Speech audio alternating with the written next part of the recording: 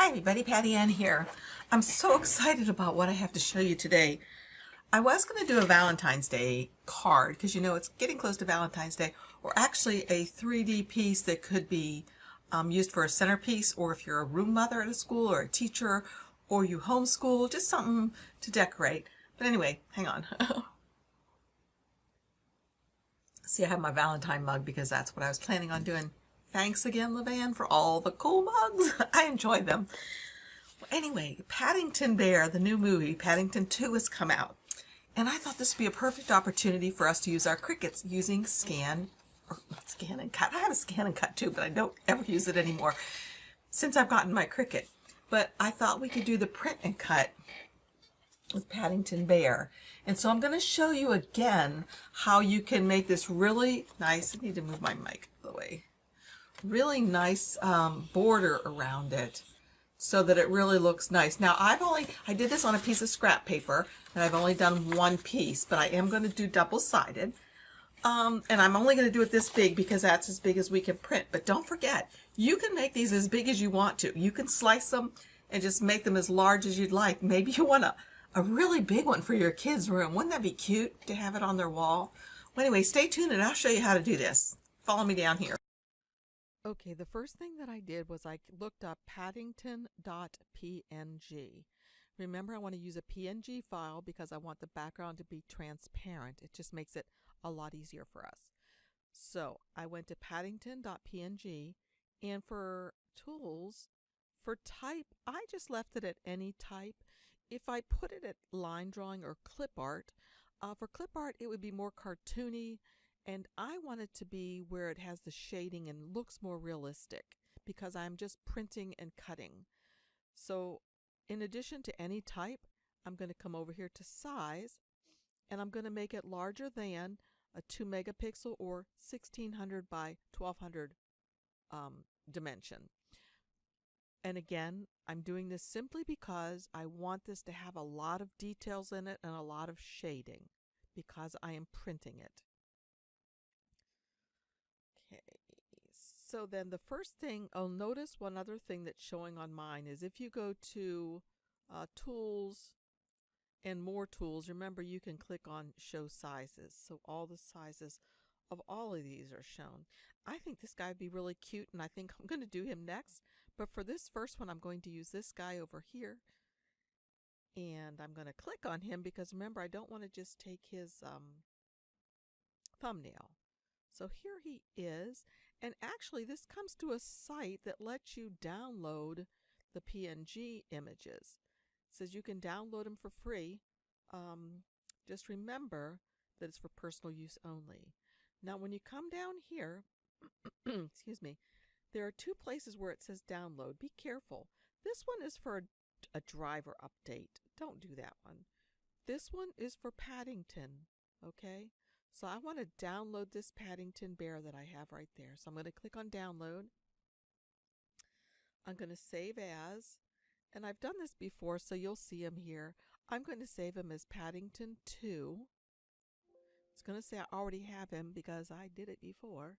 Do I want to replace it? Sure. And I can just X this out. So the next thing I'm going to do now is I'm going to just come to Inkscape, that free program Inkscape, and I'm going to go to File, Import, and I'm going to import Paddington 2. You see his dimensions over here? He's a good size. Just leave these buttons as they are, click OK, and here he is. Then I'm going to come up here to where it tells about his width and his height. If it isn't in inches, but it's rather in millimeters, I'm going to change it to inches.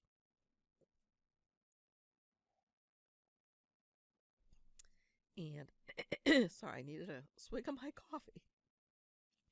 I think I'll make him a little smaller just so he works more quickly. I think I'll make his height 11 inches. So I just highlight that and use my backspace or delete key. Type in 11. Since this lock is locked, it will change the width at the same time. If it wasn't locked, watch what happens. Okay, he gets all distorted. So I'm going to undo that, lock the lock, and make this 11 and hit enter. And then he resizes proportionately. Now I can, if I want to, hold down my control key and the wheel on my mouse and scroll in.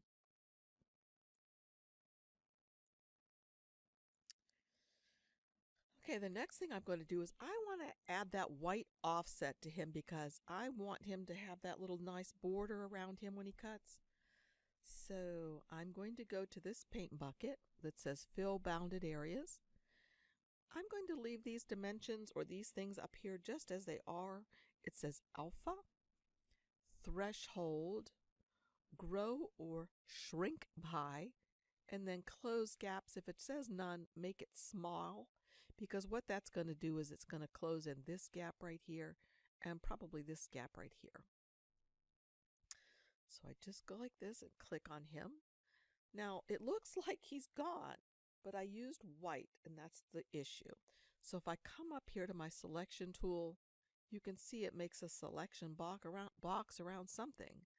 So if I come up here to object and lower to bottom, there you can see now there he is, there's Paddington, and that offset, white offset, is here also. Now if you're not sure, you can click over here on this button that says edit paths and come over here, and when you scroll over, do you see how you can see where that red line is? That's where the white offset is.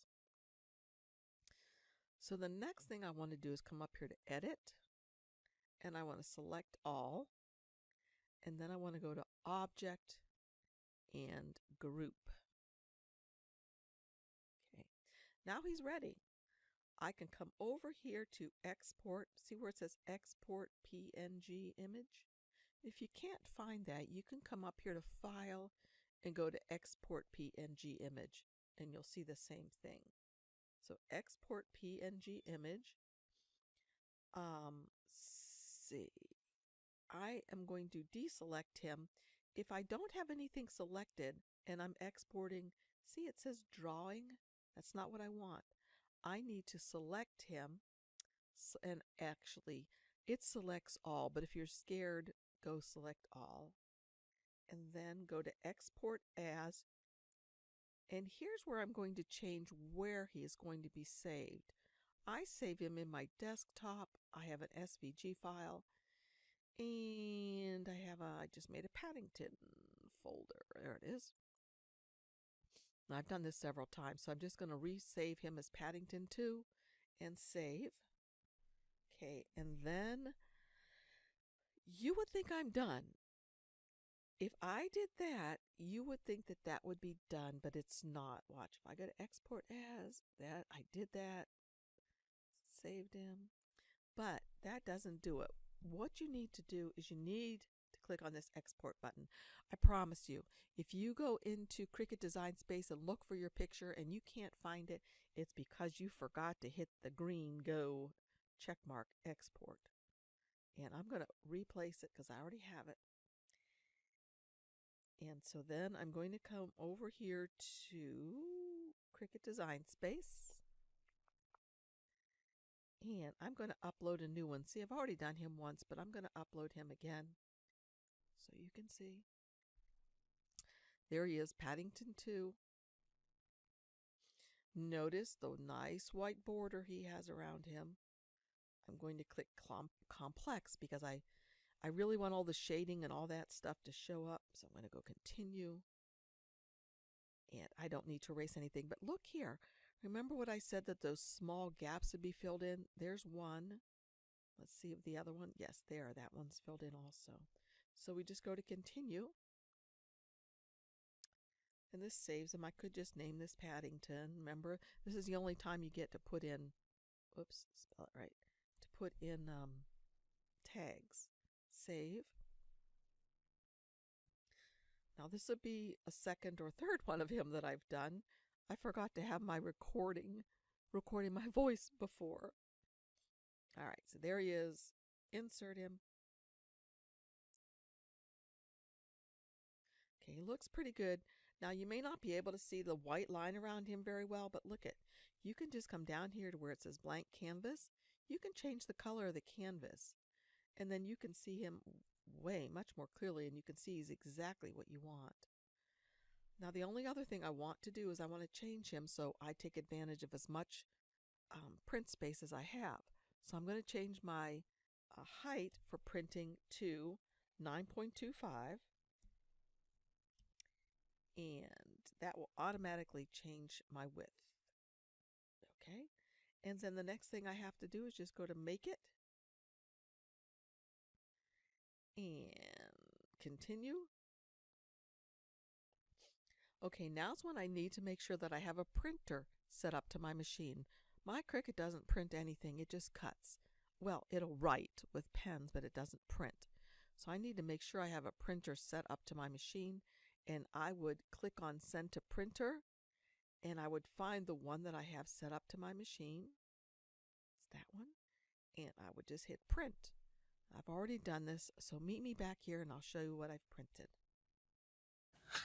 Okay, I'm here now to show you the next part of the process, and that is I've printed out both of my bears on a nice cardstock.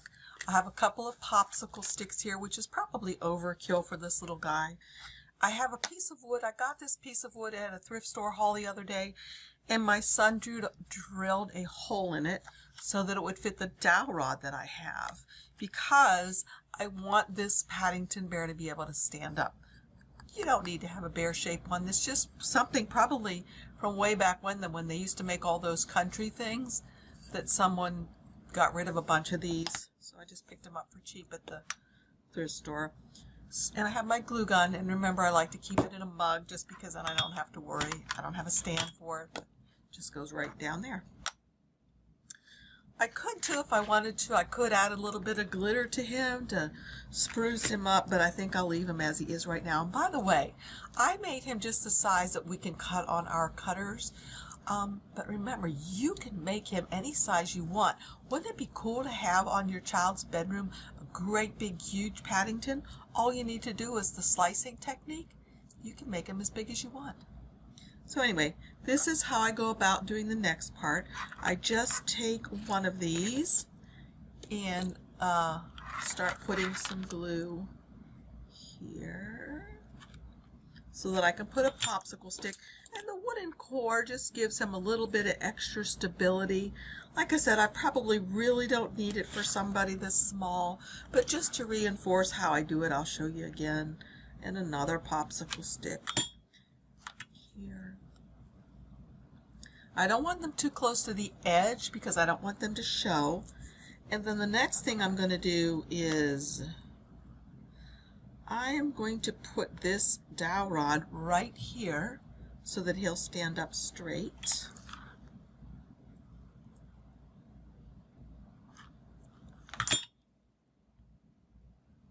Like that. Alright, the next thing I have to do is just put some glue on him and put the second one on. Now remember, when I printed these, I printed one the regular way, and then the second one I clicked mirror image first before I did it. Before I printed it, I should say. So I'm just going to do the top part here a little bit because the glue starts to cool off pretty quick. I need to stand up for this so I can really line it up well. You only get one chance at this. If you get it on wrong, you're just out of luck. Okay, perfecto. Well, almost perfect. Said that too soon. Now, some of this big. I probably should use a smaller dowel rod too, because this one's going to poke out a lot.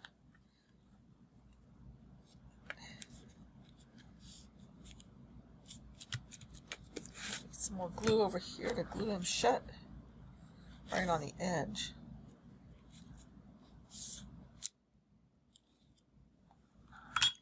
And that's pretty much it. There is Paddington. Isn't he cute? And if you made him really big to stand up on your kid's wall, or if you're a teacher, you could use this. And actually, if you have like little learning stations, you could have a Paddington bear standing up on on a dowel like that for a learning station. So I think he turned out really cute. I could make his stick a little bit shorter or put it back up higher into him so it didn't show here, but it's okay. So there he is. He's double-sided and cute, cute, cute as can be. So how many of you are going to go see the new Paddington 2 movie? I think I will.